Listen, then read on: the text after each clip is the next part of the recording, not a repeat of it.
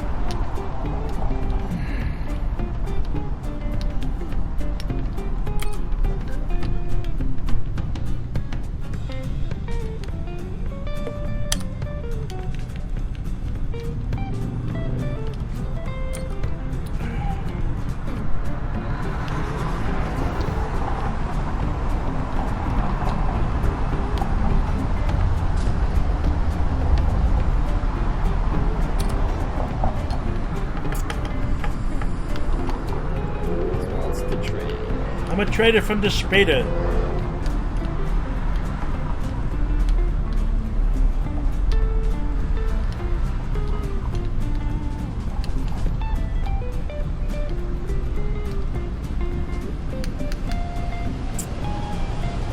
Let's hope and see how it goes.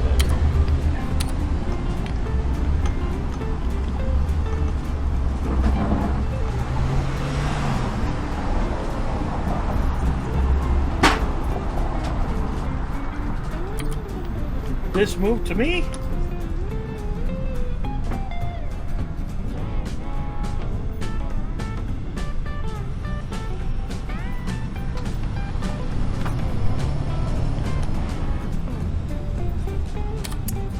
Should I take care of my pawns? It's up to you there, Bushgumi. Alright, let's take care. Taking care? The hell? Let me just come in here. See what he's really all about.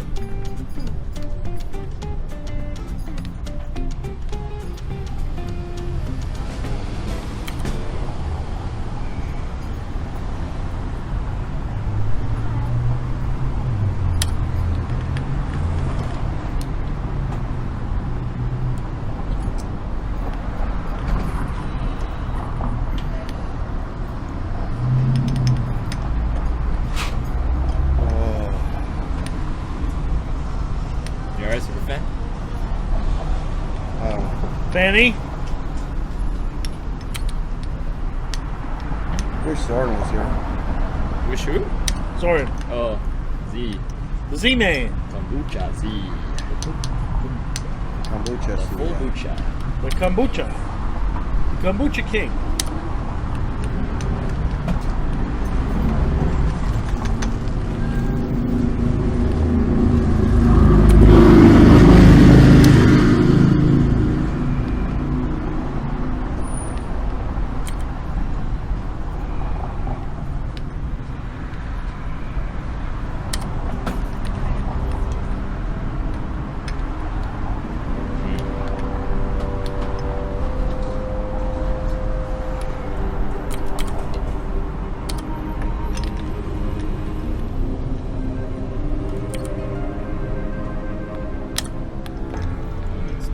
No means no.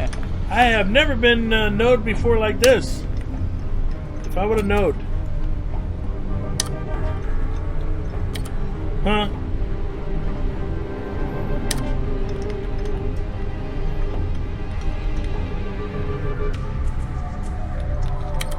Got a lot of nerve. But do you have the verve?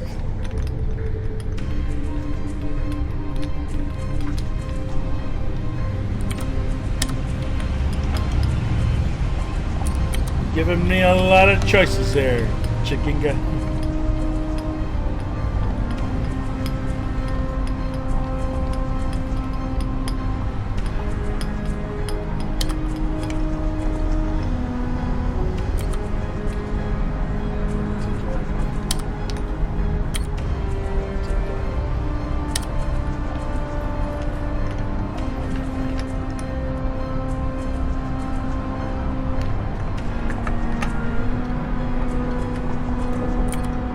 No. I said no.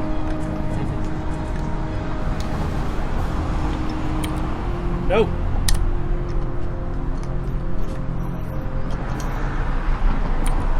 No.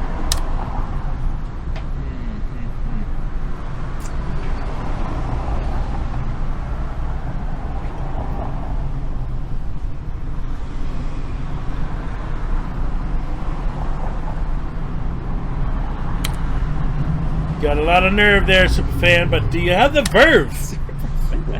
Superfan? We teach this guy a lesson. What? I'm not even in this game. I know, it's a good thing too. Am I winning? What's that? Am I winning again? You're whining. And now, the pasty resistance. Okay, I didn't say, you know, I didn't say life was going to be easy. You know what? I love pawns.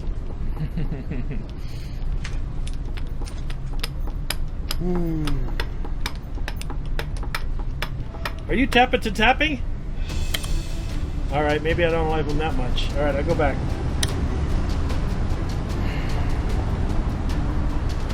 Oh yeah? You know, you got a lot of nerve there, Scribotic. Hold on, thinking, still thinking. Alright, I go forward. Obviously, a great move. Give it to me, Argentina! Ooh, ooh, ooh, ooh, ooh.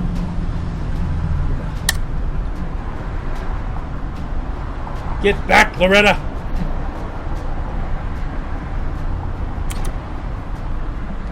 Wait a minute now. Wait a minute now. Wait a minute. Hi, Job. I think we've got something here, Spagoogie. Una now? Una now there, Sugar Frau? You know what? I love pawns. I love pawns.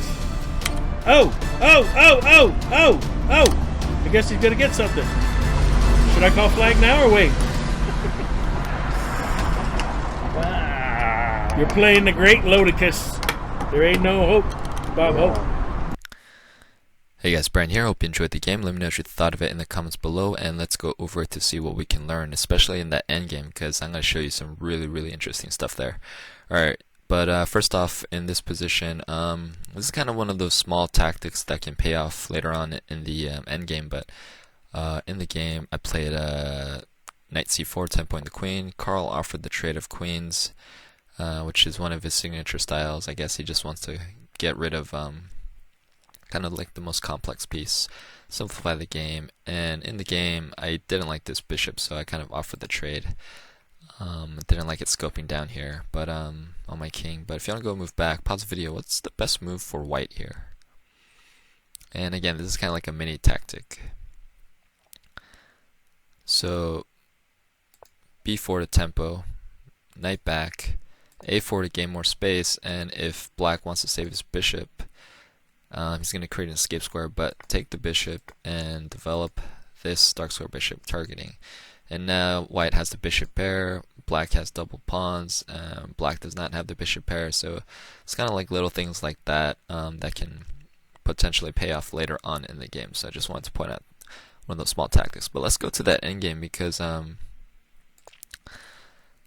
you know, it was kind of it was hard for me to formulate a plan here, and I was just trying to, you know, gain as much space as possible. Black was cramping, but he was playing good defense, and that's what I like about Carl, actually. Like, you know, the flashy attack kind of gets all the attention in chess, but playing defense is very underrated, and it's kind of, there's beauty in it of itself too. And you know, I think one of Carl's greatest strengths is that he will, you know, he'll play defense and then he'll just wait for his opponent to make a mistake and capitalize on it, which I think is extremely, you know, underrated but cool strategy to do. But I want to show you guys something here.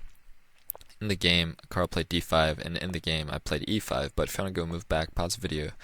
What's what's the best move for white here? And I will be shocked if you guys can find it. I mean, because it's kind of a very it's a very cool tactic, but see if you guys can find it.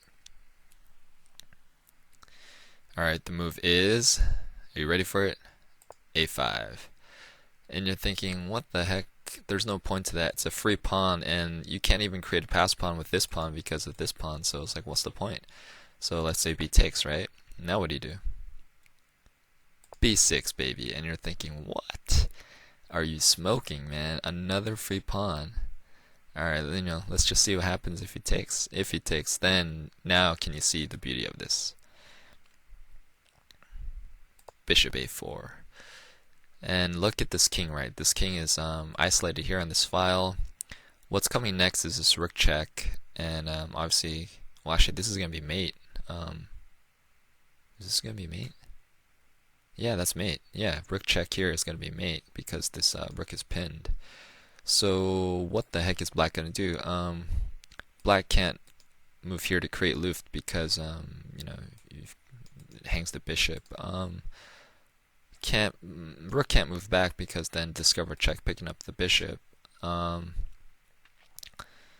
So I mean, if king decides to squirrel away here, then rook check, and this will drop a piece here. Well, actually drop more pieces, and white will be up a rook. So going back here, the only option pretty much for black here is to kind of sack the bishop. But here you have the rook check, king over, bishop takes, rook, and kind of black will check, but white will kind of run away to safety, and here can pick up the and white will be up a rook. But yeah, so going all the way back here, obviously here in this position you can't afford to take here. So what should black do here?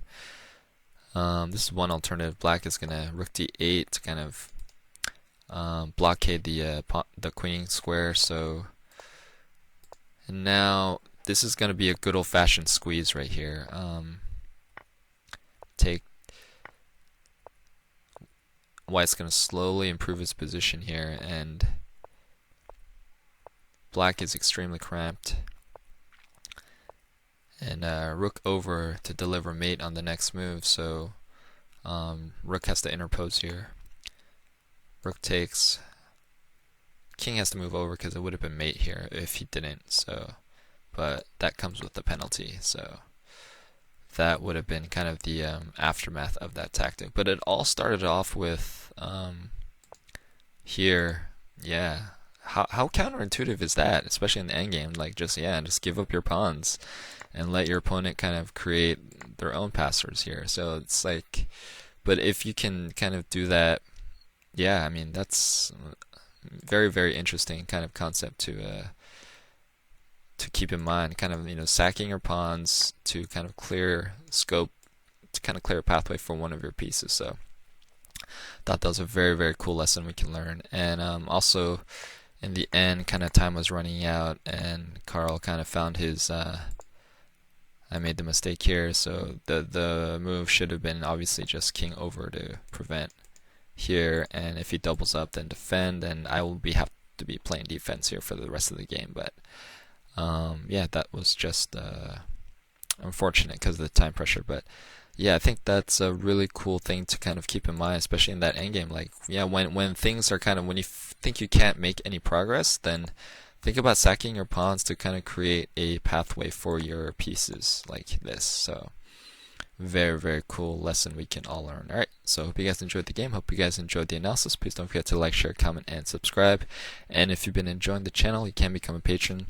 There's a link in the video description below. You get a lot of cool stuff. Check it out. Would really appreciate it, and it helps kind of support the channel and make sure that we can continue to make videos like this. Alright, thanks. I'll see you guys later.